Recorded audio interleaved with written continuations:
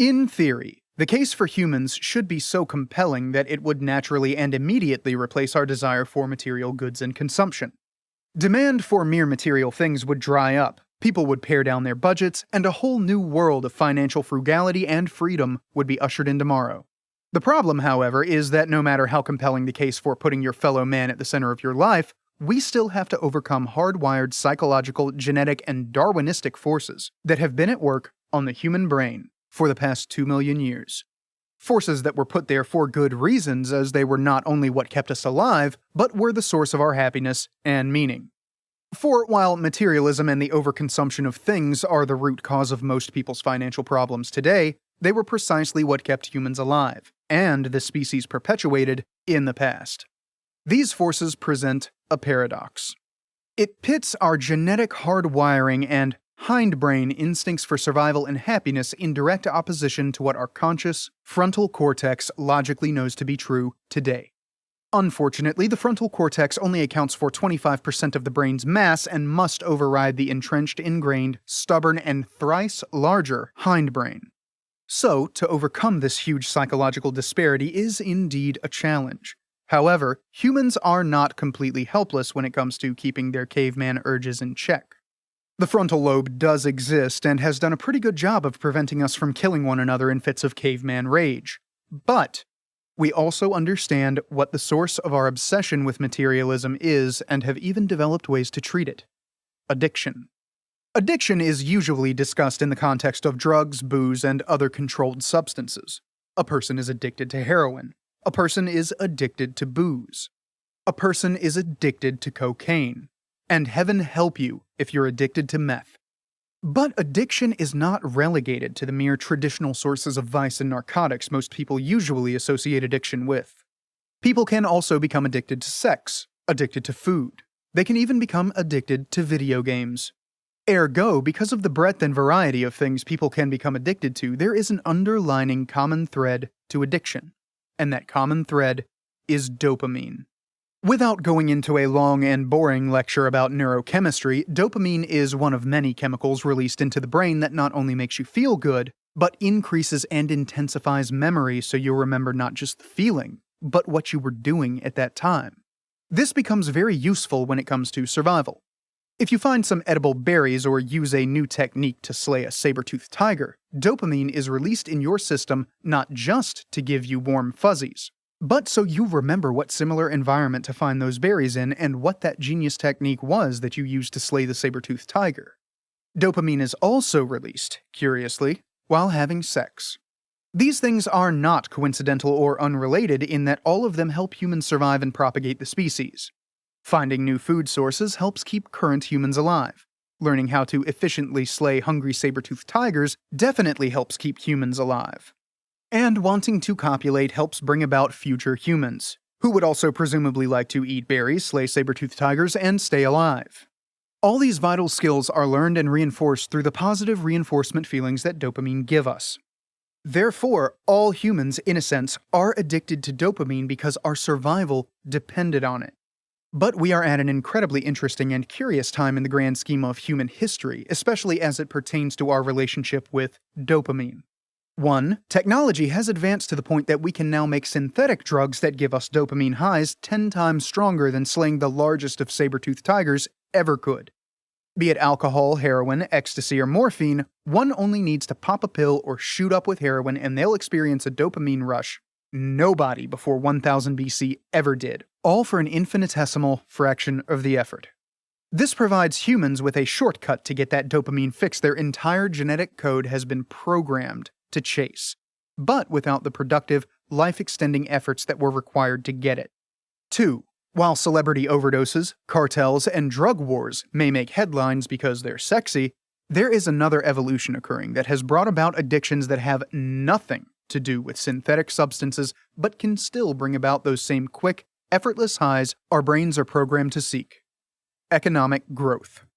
Economic growth is largely considered a good thing, and it is. But an unintentional side effect is that with economic growth, technological advances, and especially advances in agriculture, things that were predominantly scarce in the past yet vital for our survival, now flow with overabundance. Food, water, clothing, housing, heat. And none of this addresses completely new things that were invented since the Industrial Revolution that also now flow in overabundance. Transportation, cars, trains, planes, boats, media, movies, the internet, music, concerts, computers, flat-screen TVs, video games, cell phones, chocolates, ice cream, cake, cupcakes, and those awesome candy diamond rings you can get at the gas station. But when you put this into perspective, these things have only really been around for 200 years. And the economic ability to purchase them in overabundance for at most 100. Which, when you compare it with the 2 million years the human brain has been evolving, is nothing. In other words, technology and the economy are growing much faster than our brains can evolve and adapt. So when you have the nearly limitless amount of material goods this world has to offer, and the economic means by which to consume them well beyond what is necessary for survival, a human brain that is stuck in 500,000 BC survival mode is going to do what every dog does when you leave food around. Consume until he pukes. Just like your dog's hindbrain is unaware of the lavish, posh, opulent lifestyle it has compared to his prehistoric wolf forefathers, so too are our human brains. It is why we buy things we don't need. It is why we eat more than is necessary, and is evidenced in the real world by the increasing amount of credit card debt and obesity rates, especially among Americans.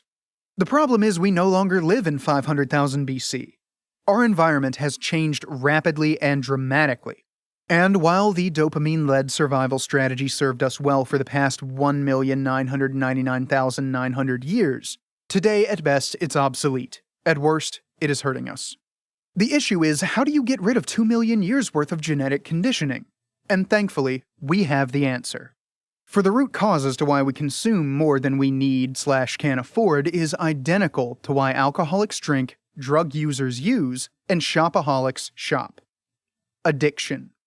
And while there are tomes of research written about treating addiction and its complex underlying psychology, the solution all boils down to one simple thing: detox. Detox. Of course, detox is not so simple. If you talk to anybody who has been a drug addict, an alcoholic, and has gone to rehab, they will tell you it is the hardest thing they ever did. And before you look condescendingly upon alcoholics and drug addicts, ask yourself how successful you were in losing that weight you wanted, adhering to that family budget, or giving up smoking.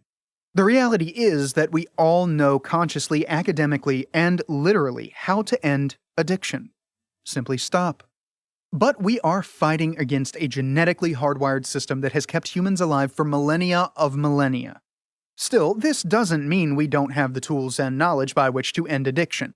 And since its root cause is dopamine, whether it's meth, sex, food, or spending, we can borrow from conventional addiction treatment techniques to ultimately solve our retirement problems. It is here we have a wide array of options when it comes to treating addiction. There are 12-step programs such as Alcoholics Anonymous and Narcotics Anonymous. Variants of these 12-step programs such as the SMART Smart Recovery Program, medication wherein a substitute drug is used to supplant the one you're addicted to, much like we are aiming to replace material things with humans, counseling and therapy with either a support group and/or a therapist. You can enter rehab, and then there's good old-fashioned quitting cold turkey. But while we have many options to fight addiction at our disposal, not all of them would be ideal to curb spending.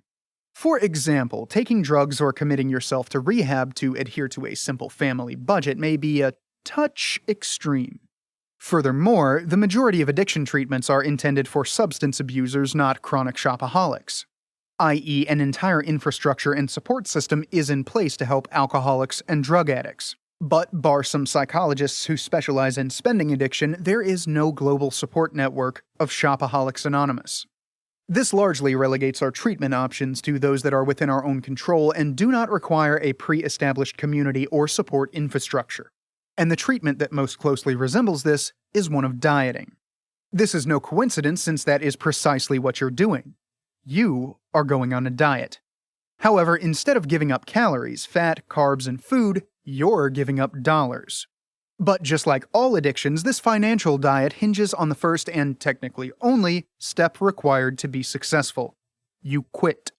No matter what the technique, no matter what the treatment, every method of ending addiction requires you to give up your vice. It is accepting this in your frontal cortex as an unavoidable law, an unavoidable consequence, and committing to it that ultimately determines whether you will be successful or not. Yes, supplement drugs can help. Yes, going to group therapy sessions will make it easier. But in the end, you will only succeed when you quit.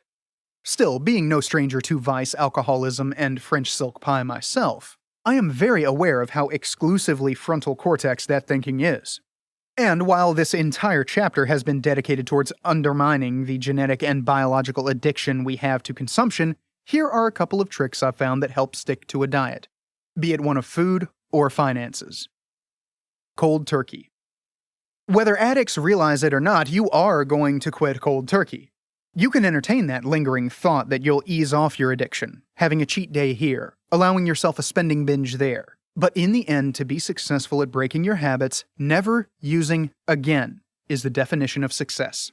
Since this is the unavoidable goal of ending addiction, and is what you're going to have to do anyway, there's no reason to fight it, so you might as well just commit to quitting cold turkey. Take your credit cards, cut them up, and strap yourself in for a new financial life. Just accept it. Another technique I've found useful is to simply make it a principle in your mind that you aren't going to spend money unless you absolutely have to.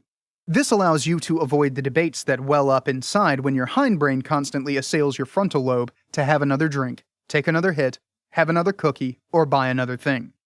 Having a conscious, active, and vigilant adherence to a policy of simply not spending money you don't have to immediately cuts off any chance the hindbrain has to lodge an argument, tempting you to go back to your materialism vice. Time to mentally adapt. While the first few days of going on a diet are the hardest, in time your brain adapts to the new normal. Soon your cravings ebb and the temptations of sweets, booze, and consumerism goes away. If you can get to this point, adhering to a much smaller budget becomes a lot easier as you realize just how unnecessary material things are, not to mention how they have absolutely no effect on your survival or happiness. The key issue is if you can make it that critical amount of time for a month or two to have this new normal set in. But once you do, you will prove to yourself and your hindbrain just how pointless and unnecessary the majority of your spending is. Replacement drug. Again, the larger aim of this book is to replace your material desires with camaraderie, friendship, and love for your fellow man. However, humans are not the only thing that can provide purpose, value, and agency in your life. Furthermore, it's not like there's an unlimited supply of quality humans laying around, readily available to become your new family, friends, and loved ones. Ergo, you'll need a substitute until that point in time. Things like picking up a hobby, working out, joining a religion, returning to school, volunteering, getting a second job, meditating, even getting a dog are all healthy things to keep yourself out of the mall and off of Amazon.com. Additionally, as it just so happens, these substitutes are extremely valuable in that they are what ultimately makes you a unique and interesting human. A unique and interesting human other humans will want in their lives. Therapy. Because of the parallels and root origins materialism and conventional addiction share, getting the help of a professional that specializes in addiction cannot hurt. Yes, it might cost you a couple $100. And yes, having a spending problem presents nowhere near the problems that being a meth addict does. But if it helps cut your spending, getting the insights of an independent, impartial third party may be well worth your time and money. Extraneous Limitations. Much like committing yourself to rehab, there are measures you can take that will simply eliminate your ability to spend money. Cutting up your credit cards, placing withdrawal limits on your bank account, the envelope budgeting method, etc. To this day, I still only have a $3,000 limit on my credit card, which ensures against any impulsive purchases of cars, motorcycles, or other expensive items, not to mention thieves. Place similar restrictions on all your purchasing means to simply prevent you from spending more than you have. Solitary confinement. My CPA friend employs a very clever strategy. He worked at one of the big four accounting firms, slaving away in a soulless cubicle job, dealing with the mentally taxing politics of being under the employment of one of these arrogant, enviable firms. One day, he had enough, figured for a fraction of the effort he could make thrice the money going it alone, and now he runs his own successful accountancy. But he faced a problem. With today's modern internet technology, there was no reason to rent an office. Additionally, he's so efficient, he doesn't need employees and is a one-man operation. So even though he was living the American dream, sleeping in till 10 a.m., doing all of his work in his pajamas, and then maybe going to the bar to meet clients for a scotch, he was increasingly miserable. And the reason was the lack of human interaction. To solve this problem, he decided to work as a contractor for 3 months a year after busy season. This would force him to commute, force him to sit in a cubicle, force him to do mind-numbing work, harshly reminding him as to how fortunate he was to have the self-employment gig he set up for himself. However, it would also allow him to interact with other humans, ending the ennui that was plaguing him at his home office. The lesson to learn from this is that while humans are the sole cause of all the world's problems and the bane of our existence, the only thing worse than having them around is not having them around at all.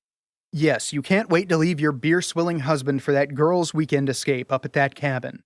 Yes, you playfully toy with the idea of pushing your nagging wife into a lake and running off to play poker with the guys. And siblings are not siblings unless they are fighting with each other, occasionally drawing blood. But have you ever gone without humans?